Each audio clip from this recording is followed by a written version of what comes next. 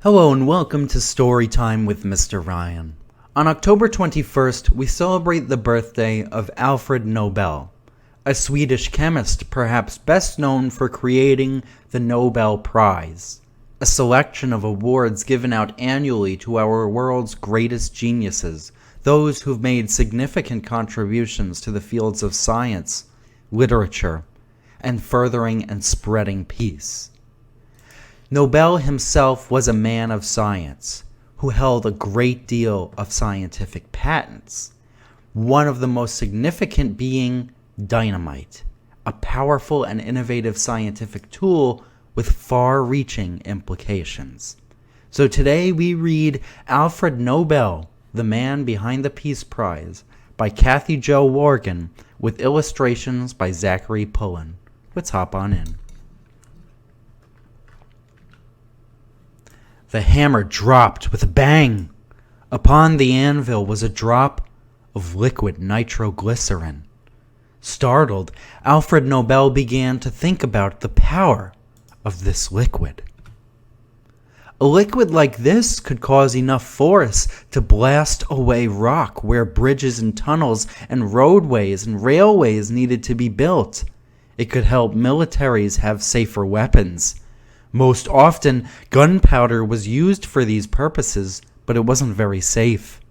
Alfred's love of poetry and literature was equal to his love of science and chemistry.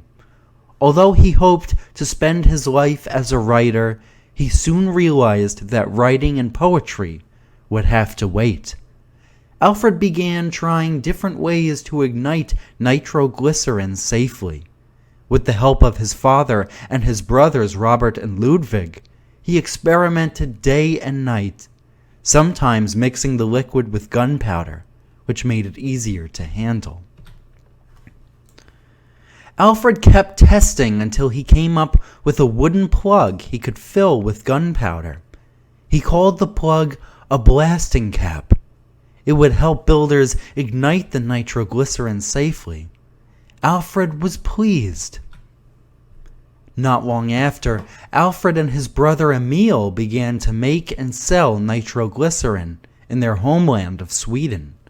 They called it blasting oil, and orders came in from many places. Just as Alfred hoped, the blasting oil was used to build roads and railways, bridges, ports, and towns. One day in the workshop, Emil and a partner were making some new oil when something went terribly wrong.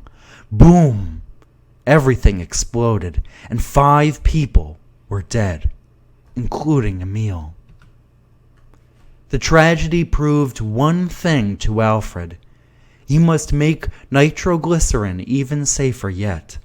As the pain of his loss troubled him, Alfred worked day and night. Some days he would feel weak and ill, while others he felt lonely and sad, wanting nothing more than to escape into books or poetry. 2 years after Emil died, Alfred mixed nitroglycerin with sand. This made a paste he could roll into the shape of a rod. He realized such rods could be put into holes, so builders could make blasts happen only where they wanted. The rods would ignite only if they had a blasting cap, making them unlikely to explode on their own. Finally, Alfred Nobel made nitroglycerin safe to use. Alfred named his invention after the Greek word dynamis, which means power. But to the world, Alfred Nobel had invented something called dynamite. This made Alfred wealthy and famous. Everybody knew about Alfred Nobel and his dynamite. Alfred was happy with his success. Most of all, he hoped his inventions would prevent war. He thought that if people were afraid of the harm that explosions could cause, perhaps they would settle things peacefully first. But Alfred was wrong. In many countries, people began to use dynamite to solve problems by hurting others. This made Alfred very sad. One morning in France, where Alfred was living, people woke to the newspaper headline, "Alfred Nobel is dead." It reported that Alfred Nobel, the dynamite king, had died of a heart attack. People everywhere were shocked by the news, but nobody was more shocked than Alfred Nobel. His brother Ludwig had recently died. The newspaper had reported it wrong. As Alfred read his own obituary, he realized that others saw him as a man who earned his wealth by inventing ways to injure and kill. For the rest of his days, this made him very sad. On December 10th, 1896, Alfred Nobel died a wealthy but lonely man at his home in Italy. He was buried in Sweden. His friends and family gathered to hear the reading of his will. After money had been given to a few close friends and relatives, an announcement was made. The entire estate of Alfred Nobel, one of the richest men in all of Europe, would be used to create yearly prizes for those who have rendered the greatest services to humankind. There would be a prize for accomplishment in physics, another for chemical discovery or improvement, a prize for physiology or medicine, and a prize for literature. And last was to be a special prize. It would be for peace. So on that very day, Alfred Nobel, the man who loved literature and poetry and the art of discovery, left a legacy to be remembered for always, as the man who founded what would become known throughout the world as the Nobel Peace Prize.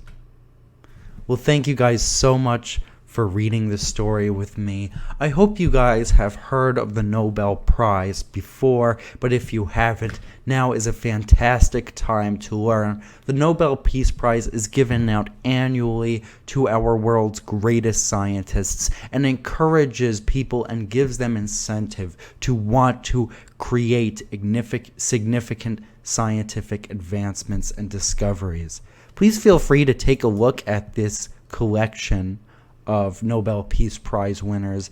As you can see, it only goes up until 2008 when the story was published, but you have a great deal of names here way back until 1901 of great scientists. And if you haven't already, and if you don't know who any of these people are, I strongly recommend checking some of these names out and giving them a little bit of research, perhaps a Google search. Thank you guys so much for watching. I'm Mr. Ryan. I had a lovely time talking and learning about Alfred Nobel with you guys today, and I hope you enjoyed reading along with me. Please feel free to check out some of my other stories on this channel, and if you're looking for fun activities you can do from home, go ahead and check out veronalibrary.org/children. Until next time, I'll be seeing you. Thanks for joining us. Bye-bye.